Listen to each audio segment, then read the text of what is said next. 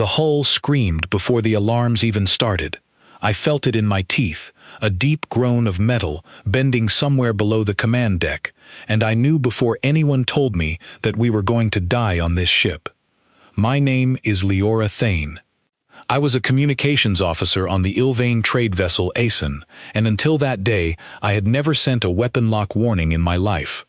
I had spent 11 years guiding cargo ships through quiet trade lanes, talking to friendly stations, logging peaceful arrivals. None of that mattered anymore. The Drathek raiders had found us 3 hours from the nearest checkpoint, and they were not interested in trade. Elder Vantis Kor stood at the center of the bridge, gripping the edge of the command table so hard his knuckles had gone pale. Around him, 6 more crew members worked stations that were never built for combat. Sparks fell from a cracked conduit above the navigation seat. Someone was screaming for a damage report that nobody had time to give. 3 Drathek raiders had surrounded us.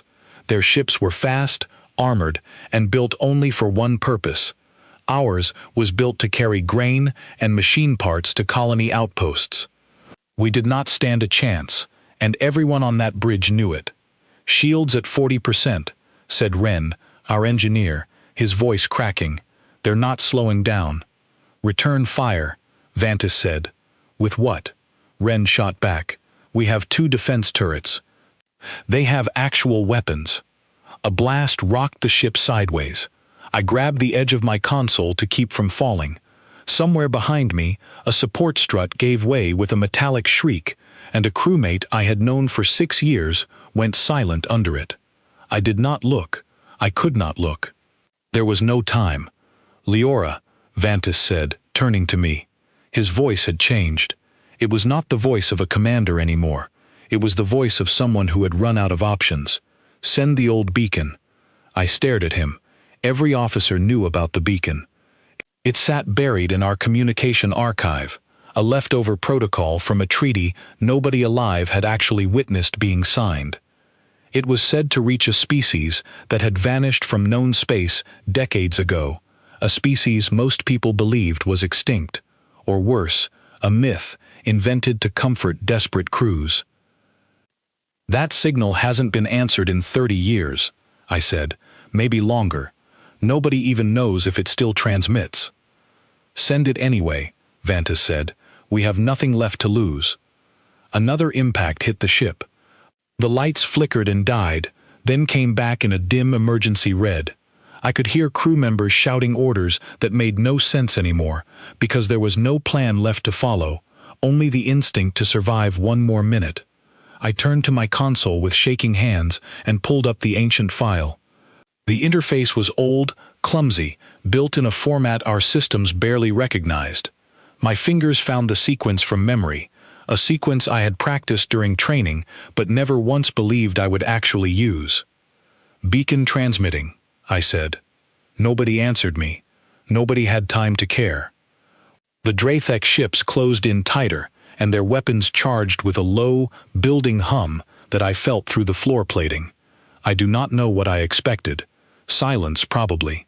A wasted signal drifting into empty space, answered by nothing, the same as every failed system on this dying ship. I sent it because Vantis told me to, and because in that moment, hope had become a very small and very stubborn thing that refused to die along with everything else. Then something happened that made my stomach turn cold. The response came back in less than 4 seconds. 4 seconds. That was not possible. A signal like that should have taken minutes to reach anything, if it reached anything at all, and a response should have taken even longer to return. I checked the readout twice, certain I had made an error, certain the numbers were lying to me. They were not lying. "Vantis," I said, and my voice came out smaller than I meant it to. Something answered. He crossed the bridge in 3 strides and looked over my shoulder at the display. His face, already pale from the fighting, went a shade paler. "That's impossible," he whispered. "Nothing responds that fast." "I know. Play it." I hesitated for half a second, then opened the channel. Static hissed through the bridge speakers, followed by a voice. A human voice. Calm. level, almost bored, in a way that felt completely wrong for a ship under attack. "This is Terran vessel Kestrel, receiving distress beacon on emergency frequency. Confirm your position and status." Nobody on the bridge moved. I do not think anybody on the bridge breathed. "Confirm," I managed to say into the microphone, my voice barely steady. "We are under attack. 3 hostile vessels. We are losing shields. We need help." There was a pause, brief and unnervingly calm. "Copy that. Hold position. We're inbound." That was it. No follow-up questions. No request for further details. No panic in the voice at all. As if rescuing a dying ship from 3 armed raiders was something this crew did before breakfast. Another blast rocked the ASEAN, throwing me against my console hard enough to bruise my ribs. Somewhere down the corridor, I heard the unmistakable sound of a hull breach alarm, a high, piercing tone that meant we had minutes left, maybe less. "How long until they arrive?" Vantis asked, gripping the table again. I checked the signal data, running calculations I did not trust. According to the numbers, the ship that answered our call was not close. It was not stationed anywhere near this sector. And yet the response time did not match that distance at all. It was as if the message had barely needed to travel, as if whatever sent that reply already knew exactly where to look before we even finished transmitting. "I don't know," I admitted. "The numbers don't make sense." Vantis looked at me for a long moment, and for the first time since the attack began, I saw something other than fear in his eyes. It was disbelief, and beneath the disbelief, something that looked almost like hope. "Then we hold," he said, turning back to the crew. "Everyone, hold this ship together. Help is coming." I wanted to believe him. Every alarm on that bridge told me otherwise. The Drathek ships tightened their formation, their weapons glowing brighter, preparing for what would likely be the final strike against our failing shields. Smoke curled from a ruptured panel near the rear of the bridge. Someone was calling for medical assistance that we did not have. I kept my eyes on the sensor display, watching for any sign, any flicker, any proof that the voice on the other end of that channel had been real and not some cruel trick of a dying system. Then the sensors spiked. A single contact appeared on the edge of our range, and it appeared without any of the usual warning signs. No gradual approach through subspace distortion, no buildup of engine signatures we could track and measure. One moment, there was nothing there. The next moment, something enormous sat exactly where nothing had been. "Report," Vantis said sharply. "I have a contact," said Ren, staring at his console like it had betrayed him. "One ship, just one. It wasn't there, and now it is. Identify it." "I'm trying," Ren said, "but the readings don't match anything in our database. Mass estimate keeps changing every time I run the scan. It's like the ship isn't finished deciding how big it wants to be." I almost laughed at that, a short, nervous sound that surprised even me. Nothing about our situation was funny, but something about a single, impossibly strange vessel arriving out of nowhere, ignoring every law of sensor physics we understood, felt like the first genuinely absurd thing to happen in the middle of the worst day of my life. The Drathek raiders noticed it too. Their formation broke, weapons swinging away from us and toward the new arrival. For the first time since the attack began, their coordinated assault on the ASEAN paused. I stared at the display, at the single point of light that had appeared where nothing should have been able to appear, and I realized that whatever happened next was going to change everything I thought I understood about the galaxy around me. The voice returned over the channel, still calm, still unhurried, as if the 3 armed raiders, now turning to face it, were a minor inconvenience rather than a genuine threat. "ASEAN, this is Kestrel. We have you. Sit tight." I looked at Vantis. Vantis looked at me. Neither of us said anything because there was nothing left to say that would make sense of what we were watching. The single Terran ship began to move. The Kestrel did not look like a warship, not at first glance. It was smaller than I expected, smaller than any of the 3 Drathek raiders circling it, and for one terrible second I thought Vantis had made a mistake, trusting a voice on a channel instead of watching the size of the thing that answered it. Then it moved. I had spent 11 years watching ships travel through open space. The slow, careful drift of freighters, the practiced turns of trade vessels navigating tight lanes. Nothing moved the way the Kestrel moved. It did not accelerate so much as simply relocate, closing distance in a way that made my stomach lurch, even watching it secondhand through a sensor display. "Ren," Vantis said, "give me a tactical read." "I'm trying," Ren said, hunched over his console, sweat on his brow despite the cold air leaking from a ruptured vent nearby. "Their weapons aren't charging the way ours do. I don't see a power buildup before they fire. It's like the shot already exists, and they just decide to let it out." "That's not possible," I said. "I know it's not possible," Ren snapped. "I'm telling you what the sensors say." The first Drathek raider fired on the Kestrel. A concentrated beam, the same kind that had been carving through our shields minutes earlier, lanced across the open space between the ships.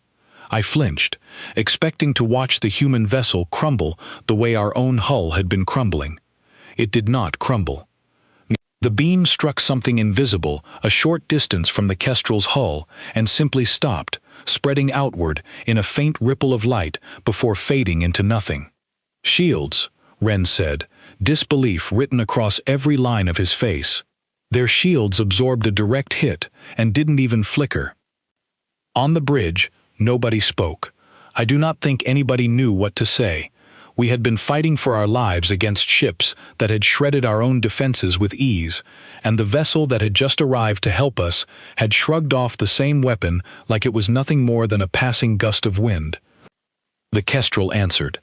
I do not know how else to describe what happened next, except to say that one of the 3 Drathek raiders simply stopped being a threat. There was no buildup, no visible charge, nothing that gave away the moment of attack before it happened. One instant, the raider was firing on the Kestrel, weapons glowing bright along its hull. The next instant, a section of that hull folded inward like paper crushed in a fist, and the ship spun away from the fight, trailing debris and losing power fast. "They disabled it," I said. "They didn't destroy it. They disabled it." "On purpose?" Vantis asked. I checked the data again, running the numbers twice, because I did not trust myself the first time. The damage was precise, concentrated on engine systems and weapon arrays, leaving the rest of the raider's hull largely intact. Whoever, or whatever, was piloting that ship had not fired a wild shot in the chaos of battle. They had made a decision, and they had made it in less time than it took me to finish reading the sensor report. The remaining 2 Drathek raiders broke formation, peeling away from each other in what I assumed was an attempt to force the Kestrel to choose a single target, splitting its attention the way pack hunters might separate prey. It was a reasonable tactic. I had seen similar strategies used against slower trade convoys that lacked proper escort. It did not work.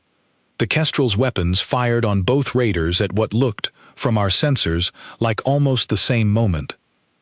I watched 2 separate damage reports scroll across my console within a fraction of a second of each other, and for a moment I genuinely wondered if our systems had glitched, if we were seeing duplicate data rather than 2 real, simultaneous strikes.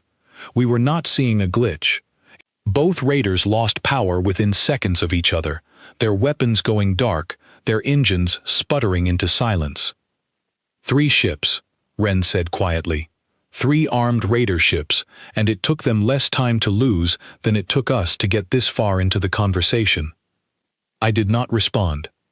I was still staring at the screen, watching the drifting wreckage of ships that had, only minutes earlier, seemed powerful enough to end our lives without effort. Now they hung in space, disabled and helpless, while the Kestrel repositioned itself with the same eerie, unhurried grace it had used to arrive. The channel crackled back to life. "Asen, this is Kestrel. Hostiles neutralized. We're reading damage on your vessel. Do you require medical assistance?" The voice was the same as before, calm, level.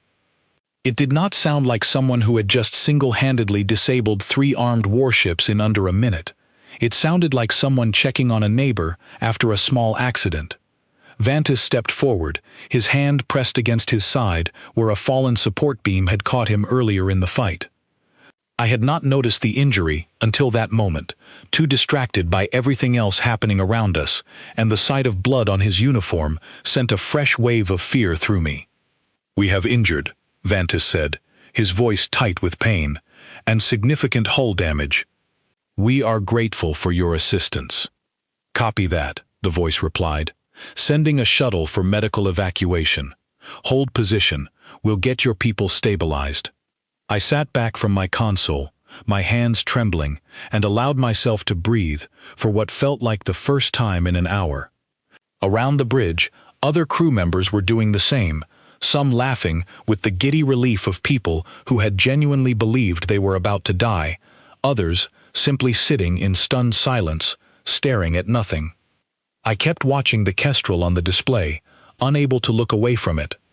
It sat there, calm and steady, its strange shifting mass readings finally settling into a single, consistent figure that our systems could actually process. It was larger than I had first estimated, though still nowhere near the size I would have expected from something capable of what it had just done. "Leora," Vantis said, lowering himself carefully into the command chair, wincing as he did.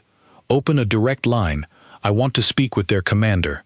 I nodded and adjusted the frequency, routing the connection through to the bridge speakers so the whole crew could hear. There was a brief pause, filled with static, before a new voice replaced the first. "This is Captain Daniel Hargrove of the Terran vessel Kestrel. I understand you have injured aboard." "We do," Vantis said, "and we owe you our lives, Captain." "I am Elder Vantis Kor of the trade vessel Asen. I did not expect anyone to answer that beacon. I am not certain I believed it would work at all." There was a pause on the other end, brief but noticeable, and when Hargrove spoke again, something in his tone had shifted, though I could not quite place what. "We answer every beacon that reaches us," he said, "old protocol or not." "May I ask," Vantis said carefully, "how you arrived so quickly? Our sensors placed no vessels of your kind anywhere near this sector." Another pause, longer this time. "That's a longer conversation," Hargrove said. "Let's get your people stabilized first." I glanced at Vantis, and I could see the same question forming behind his eyes that had already taken root in mine. There was something about the way Hargrove avoided the question, something in the careful, practiced ease of his deflection, that told me this was not the first time he had been asked, and not the first time he had chosen not to answer. A shuttle detached from the Kestrel a few minutes later, small and sleek, moving toward our damaged hull with the same unnerving precision the larger ship had displayed during the fight. I watched it dock through our exterior cameras, watched the airlock cycle open, and felt a strange mixture of relief and apprehension settle over me as the first human beings I had ever seen in person stepped onto our ship. There were 2 of them. A woman with short dark hair, moving quickly toward the injured crew members with a medical kit slung over one shoulder, and a man close behind her, scanning the corridor with an alertness that suggested he expected trouble even now, even after the fight had already ended. "Commander Grace Whitfield," the woman said, kneeling beside Vantis without waiting for introductions, already assessing the wound at his side. "You're going to be fine, but I need you to stay still." Vantis, to his credit, did exactly as he was told, something I suspect surprised everyone on the bridge who knew him, myself included. The man lingered near the entrance, his eyes moving across the damaged bridge, taking in the scorched panels, the shattered viewport, the debris still settling from the fight. He introduced himself simply as Lieutenant Owen Blake, though he offered little else, focused instead on quietly assessing the state of our ship with an efficiency that felt almost clinical. I found myself watching him more than I meant to, curious despite everything that had just happened. There was something in the way he carried himself, calm but coiled, like a person who had trained his body to expect danger even in the safest of rooms. "You're the one who sent the beacon," he said suddenly, turning toward me. I blinked, caught off guard. "Yes, I did." "Good instinct," he said. "A lot of crews don't bother trying that frequency anymore. Figure it's dead." It nearly was, as far as I knew, I admitted. I did not expect anyone to answer. Something flickered across his expression, there and gone so quickly I almost missed it. It looked, strangely, like sadness. "We always answer," he said quietly, echoing his captain's words from earlier. "It's the one thing we don't get wrong." I wanted to ask him what he meant by that, wanted to understand the weight behind such a simple statement, but before I could form the question, an alert chimed across the bridge, drawing everyone's attention back to the display.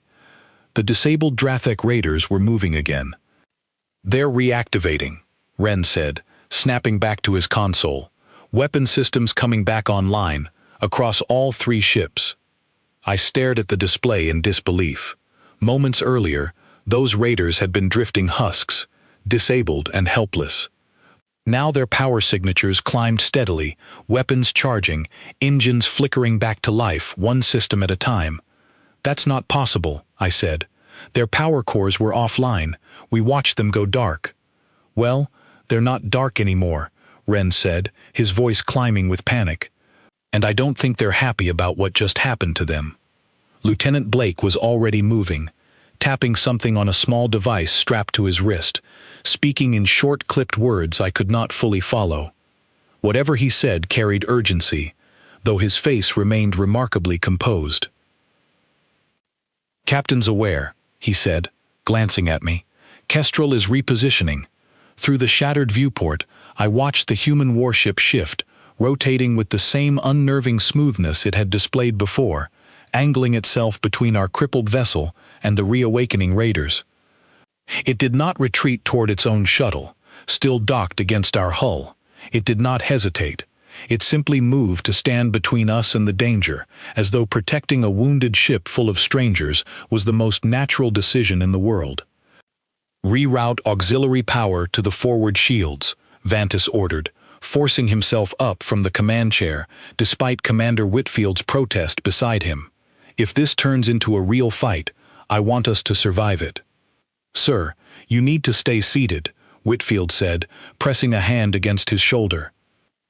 "With respect, Commander, I appreciate your concern, but my crew needs their leader conscious and giving orders, not resting in a chair while we might die a second time in the same hour."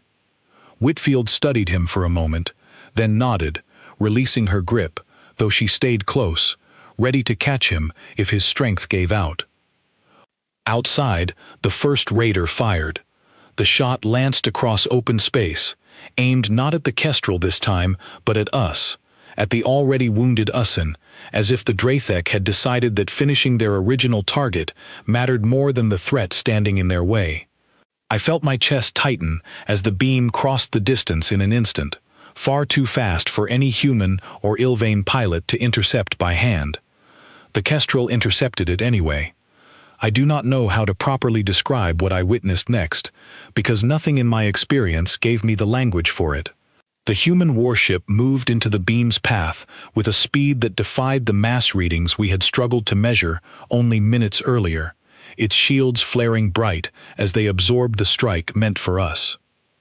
"They just took a hit for our ship," I said, my voice barely above a whisper. "They said they'd protect us," Vantis replied, though even he sounded stunned by the reality of that promise being kept in front of his own eyes. The Kestrel answered the attack immediately, and this time there was no restraint in the response. Where before it had disabled the raiders with careful, targeted precision, now its weapons tore into the first ship without hesitation, ripping through its hull in a series of bright flashes that lit up the darkness outside our viewport. The raider did not simply lose power this time, it broke apart, sections of its hull spinning away into the void, trailing fire and debris. "They destroyed it," Ren said, his voice hollow, "completely." I felt a strange mixture of horror and relief settle in my chest, watching the wreckage scatter, knowing that ship had been moments away from finishing what it started against my own crew. There was no time to process the feeling fully, because the remaining two raiders broke into a defensive maneuver, splitting apart and opening fire on the Kestrel from two different angles simultaneously. "They're trying to overwhelm its shields," Blake muttered, watching the tactical display over Wren's shoulder with narrowed eyes. "Divide the firepower, hit from multiple vectors, standard raider tactic against a single target." "Will it work?" I asked, unable to stop myself. Blake did not answer right away. He simply watched, his jaw tight, his hands curled loosely at his sides as though he wanted to do something and could not, trapped as a passenger on a ship that was not his to command in that moment. The Kestrel's shields absorbed the first wave of fire from both angles, flaring brighter than before, holding steady even under the combined assault. Then, in a maneuver that made no sense according to anything I understood about ship mechanics, the human vessel rotated on an axis that should have taken far longer to execute given its size, bringing its weapons to bear on both remaining raiders at once. "That's not how targeting systems work," Wren said, disbelief cracking his voice. "You cannot lock two separate weapon systems on two separate targets, moving in two separate directions with that kind of accuracy. The processing alone should take—" He never finished the sentence, because both raiders lost their engines in the same instant, crippled by strikes so precise they left the rest of each hull almost untouched. Neither ship exploded. Neither ship broke apart. They simply went dark, drifting the same way the first raider had drifted only minutes earlier, before it made the mistake of reactivating and firing on a wounded ship under the Kestrel's protection. Silence fell across our bridge, broken only by the soft hum of failing systems and the ragged breathing of a crew that had just watched something they would spend the rest of their lives trying to explain to others who would never believe them. "Why didn't they destroy those two as well?" I asked quietly, more to myself than to anyone else. Blake answered anyway, his voice low. "Because they surrendered the fight the moment their weapons went dark again. The captain doesn't destroy what's already beaten. Not unless it keeps coming back." I looked at him, searching his face for some deeper meaning behind those words, some history I was only beginning to understand the edges of. He did not offer more, and I did not press, too exhausted and too overwhelmed to form the right questions in that moment. The channel crackled again, Hargrove's voice returning, steady as ever, despite everything that had just happened. "Oskin, this is Kestrel. Hostiles are neutralized. We're reading no further threats in the immediate area. How is your injured elder holding up?" Vantis straightened in his chair, wincing slightly, but managing to project his voice with something resembling his old authority. "Stubborn, Captain, but stable, thanks to your officer's care." "Good to hear," Hargrove replied. "We'll stay in position while your crew handles repairs. Let us know if you need additional support." I sat back from my console, staring out at the drifting wreckage, at the two disabled raiders left tumbling silently through space, and at the Kestrel itself, steady and unshaken, as though the entire battle had cost it nothing at all. "How many ships do you have out here?" I asked suddenly, surprising even myself with the question. "Is there a larger fleet nearby? Support vessels we haven't detected?" There was a pause before Hargrove answered, and something about the silence felt heavier than it should have. "Just the one," he said. "Just us." I looked around the bridge at my crewmates, and I could see the same disbelief reflected on every face. One ship. A single vessel had answered our beacon, arrived from some distance our sensors could not properly calculate, absorbed weapons fire that had been tearing our own shields apart within minutes, disabled 3 armed raiders without losing so much as a percentage point of its own defenses, and then destroyed the one that dared to reignite the fight, all without requesting backup or hesitating for even a moment. "That is not possible," Wren said quietly, echoing the words I think all of us were thinking. "No single ship should be able to do what we just watched." Blake, still standing near the shattered viewport, allowed himself a faint, humorless smile. "You'd be surprised what one ship can do," he said, "when it's the only one that's ever coming." I did not fully understand what he meant by that.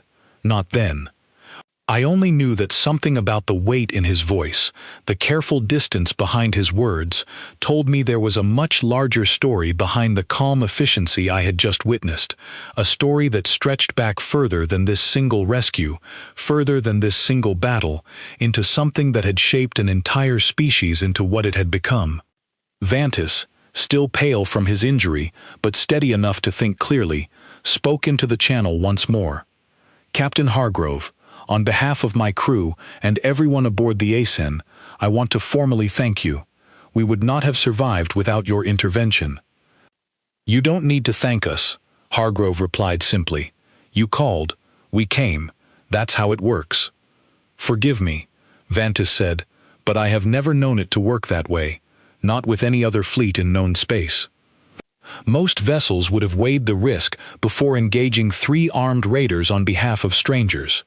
Another pause stretched across the channel, longer this time, and when Hargrove spoke again, his voice had softened just slightly, carrying something underneath the calm professionalism that I could not quite name. "Maybe that's the difference between us and everyone else out here," he said. "We don't weigh it. Not anymore, not after what it cost us to learn that lesson the hard way." Nobody on our bridge asked him to elaborate. Something about the tone of his voice told all of us, without needing to be told directly, that whatever he was referring to was not a story meant to be shared over an open channel in the aftermath of a battle. It was something heavier, something older, something that had shaped every decision this crew made long before they ever heard our beacon call out into the dark.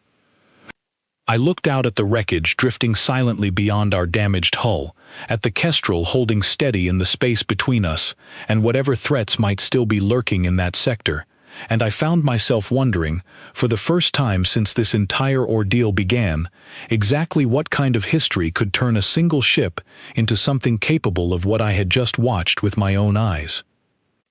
I did not know it yet, but I was about to find out. Repairs on the ASEN took the better part of a day. Wren and his small engineering team worked alongside 2 Terran engineers who had come over from the Kestrel, patching the worst of the hull breaches and restoring power to systems that had gone dark during the fight.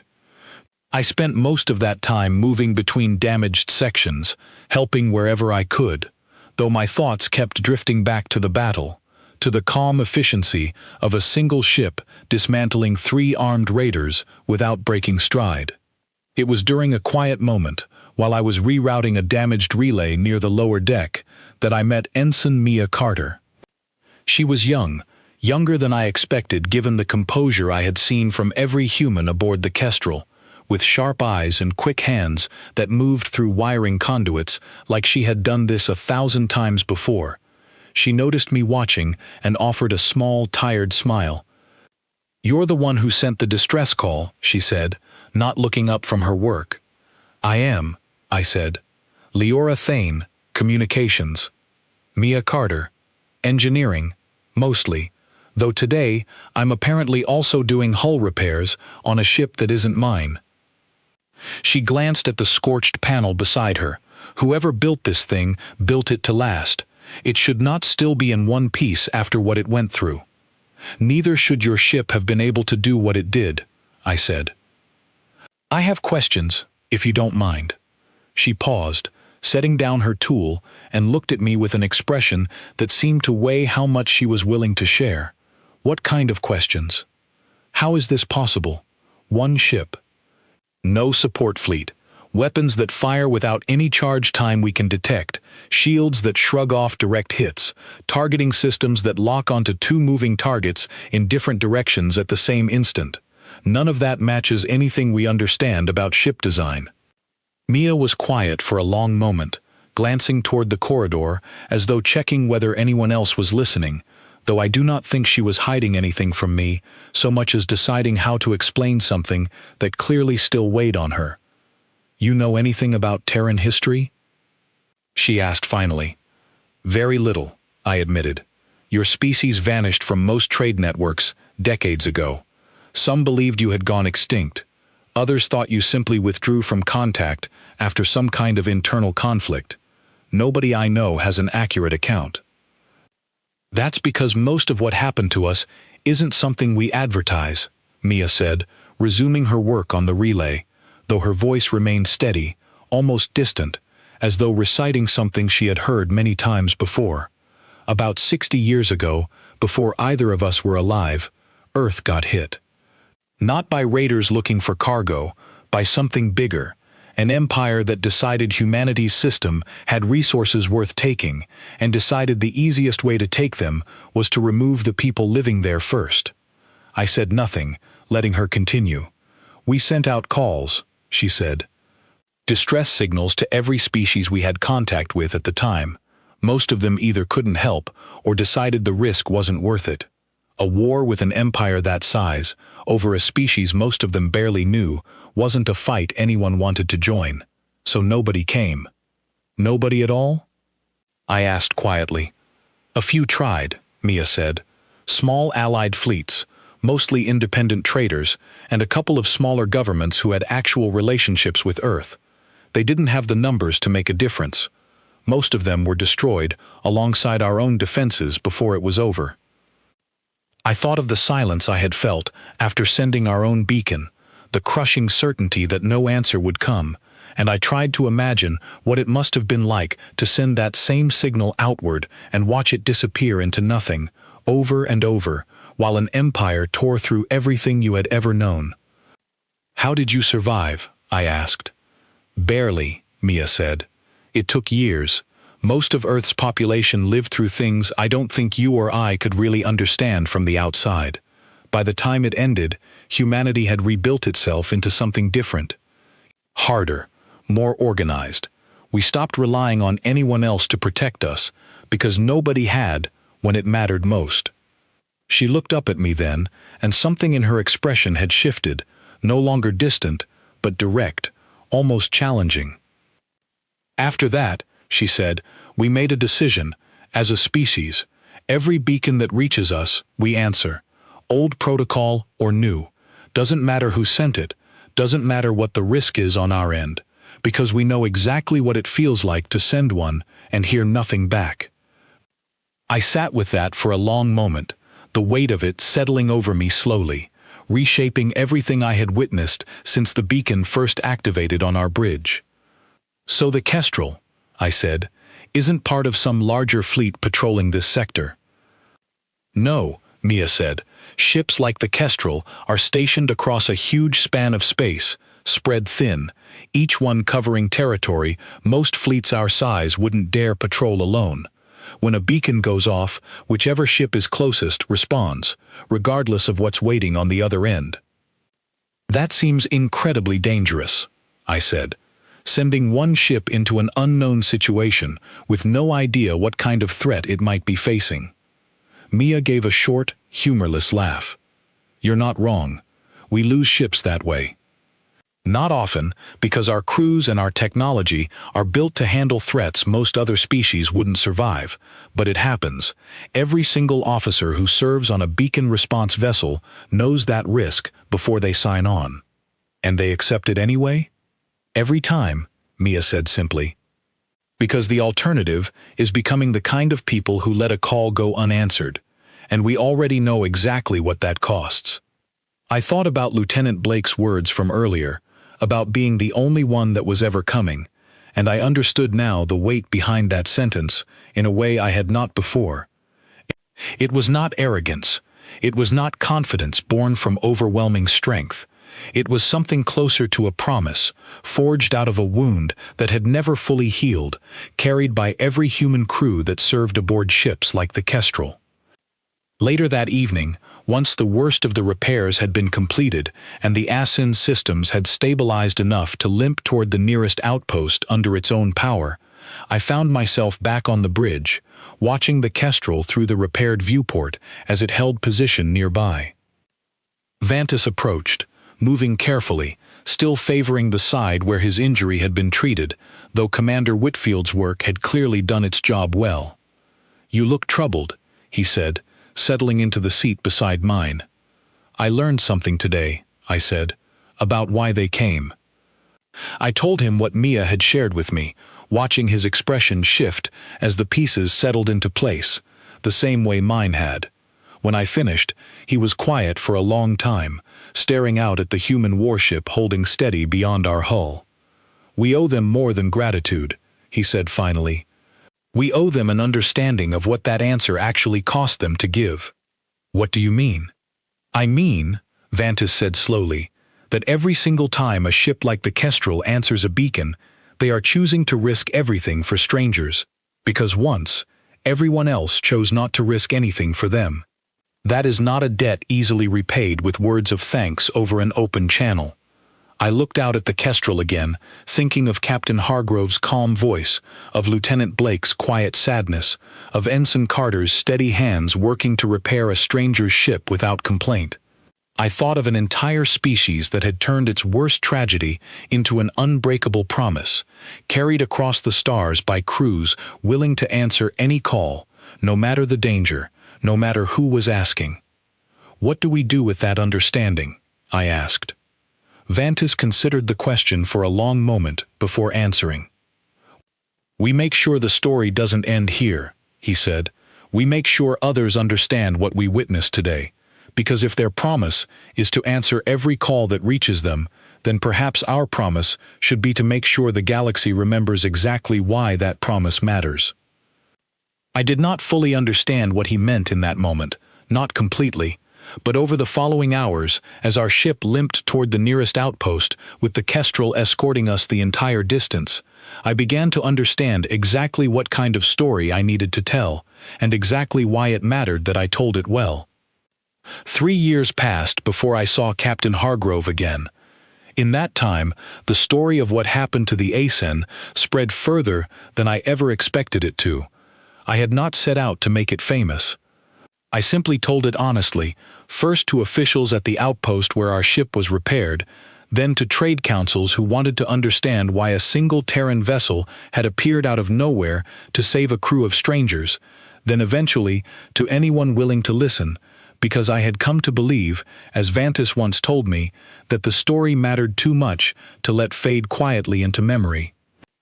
By the time I stood on the observation deck of a new station built at the edge of what used to be considered the far border of known space, the story had grown well beyond my own telling of it.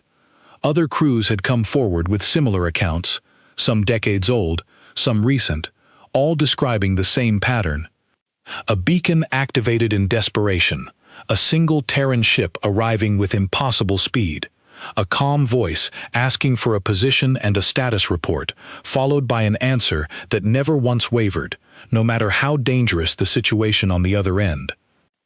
I had taken a position at the station as a liaison, helping coordinate communication between Ilvan trade networks and the small but growing number of outposts that maintained contact with Terran vessels. It was slow, careful work, built on the kind of trust that does not form overnight, but I found meaning in it that I had never expected to find in my old life guiding cargo ships through quiet trade lanes. When word came that the Kestrel had docked at our station for routine resupply, I made my way to the docking bay without hesitation, eager to see if the crew that had changed the course of my life would even remember the small trade vessel they had saved 3 years earlier. Captain Hargrove looked much the same as I remembered him from our brief exchanges over the comm channel, though seeing him in person for the first time, I noticed details the audio alone had never conveyed. He carried himself with the same steady calm, but there was something in his eyes, a kind of quiet weight, that I now understood came from years of answering calls that others would have ignored. "Leora Thane," he said, recognizing me immediately, which surprised me more than I expected it to. "I heard you've been busy." "I heard the same about you," I said. "Word travels. Apparently the story of a single warship saving a doomed trade vessel became something of a legend among crews who never expected help to come at all." Something flickered across his expression, and for a moment I thought I had overstepped, said something that touched a wound better left alone. But then he simply nodded, a small, tired smile crossing his face. "We didn't do it for the story," he said. "I know," I said. "That's exactly why the story matters. Because you weren't trying to build a legend, you were just keeping a promise." We walked together through the station, past crews from a dozen different species going about their daily business, past cargo haulers unloading supplies, past a group of young Ilvain engineers studying diagrams of Terran ship design with the kind of focused curiosity I remembered feeling myself, 3 years earlier, staring at sensor readings that refused to make sense. "Things have changed since your rescue," Hargrove said as we walked. "More species are restoring old beacon protocols, ones that had been abandoned for decades because nobody believed anyone would answer them. We've seen a steady increase in signals coming through channels that had been silent for years." "Because they know now that someone is listening," I said. "Because you told them," Hargrove corrected gently. "That's the part people forget. It's not just about us answering. It's about someone believing enough to send the call in the first place. That belief doesn't come easily to people who have been abandoned before. It takes someone willing to say, out loud, that the story is real." I thought about that for a long moment, about the terrifying uncertainty I had felt sending our own beacon into the dark, fully expecting silence, fully expecting to die without ever knowing if anyone had heard us at all. I thought about how many other crews, over the years, must have made that same desperate choice, and how many of them had never lived to tell anyone what happened next. "How many beacons have you answered?" I asked, "since the day you answered ours?" Hargrove was quiet for a moment, calculating, or perhaps simply deciding how much to share. "More than I can count without pulling records," he said. "Every ship stationed along the response network handles dozens each year. Some are small, easily resolved situations. Others are closer to what happened with your crew. A few are worse." "Worse? Worse," he confirmed, his voice carrying none of the calm detachment I remembered from our first exchange over the comm channel. "There are situations where we arrive too late, where the beacon goes silent before we get there, and all we find is wreckage and no survivors to save." I felt a chill settle over me, thinking of how close our own story had come to ending that way, how a few more minutes of delay might have meant the Kestrel arriving to find nothing left of the ASEN but debris scattered across empty space. "Does that ever make you question the promise?" I asked carefully. "Knowing you cannot save everyone, no matter how quickly you answer?" Hargrove stopped walking, turning to look at me directly, and for the first time since I had met him, I saw something raw beneath the composed exterior he carried so consistently. "Every single time," he said quietly, "but the alternative is worse. The alternative is deciding some calls aren't worth answering, deciding the risk outweighs the value of a life we've never met. We tried that version of the galaxy once, from the other side of the equation. We know exactly what it costs. So no, it doesn't make us question the promise. It makes us keep it, even when keeping it hurts." I did not have a response to that, not immediately. I simply stood there, absorbing the weight of what he had shared, understanding more fully than I ever had before exactly what it meant for an entire species to build its identity around a wound that had never fully closed, and a promise, born from that wound, that they carried across the stars, one answered beacon at a time. Later that day, I brought Hargrove to meet Vantis, who had taken a position overseeing trade relations at the same station, still recovering fully from the injuries sustained during our rescue, though age and time had done more to slow him than the wound itself ever had. The two of them spoke for hours, exchanging stories neither of them had shared with anyone outside their own crews, building a friendship that felt, to me, like the natural continuation of something that had started the moment our desperate beacon crossed paths with a promise humanity had made to itself decades earlier. Before the Kestrel departed the station to continue its long patrol along the response network, Hargrove found me one final time, standing near the same observation deck where we had first spoken that day. "I wanted to thank you," he said, "for telling the story the way you did. Honestly, without exaggeration, without turning us into something we're not. You didn't need exaggeration, I said. The truth was enough. He smiled at that, a genuine, unguarded expression that felt different from the calm professionalism I had grown used to seeing from him. Keep telling it, he said. As long as people believe the beacon is worth sending, we'll keep answering. That's the deal, as far as I'm concerned. You keep the hope alive on your end, we keep the promise alive on ours. I watched the Kestrel depart the station later that evening, drifting away from the docking bay before vanishing into the same strange, impossible speed that had first carried it to our rescue 3 years earlier. I stood there long after it disappeared from sight, thinking about everything that single ship had taught me about courage, about loss, about the quiet, stubborn decision to keep a promise, even when keeping it costs more than anyone should reasonably be expected to pay. That night, I sat down and began recording the full account of everything I had witnessed and everything I had learned since that desperate day aboard the Essene. I did not write it as a legend or a myth. I wrote it exactly as it happened, because I understood now, more clearly than ever, that the truth carried more weight than any exaggeration ever could. I ended the recording the same way I ended every account I gave from that point forward, because it captured everything I had come to believe about the strange, impossible species that had answered a hopeless call and changed the course of my life in doing so. They did not come because they were the strongest.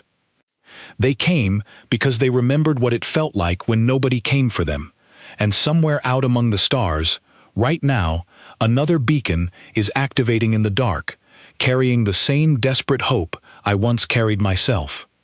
Somewhere out there, a Terran ship is already answering,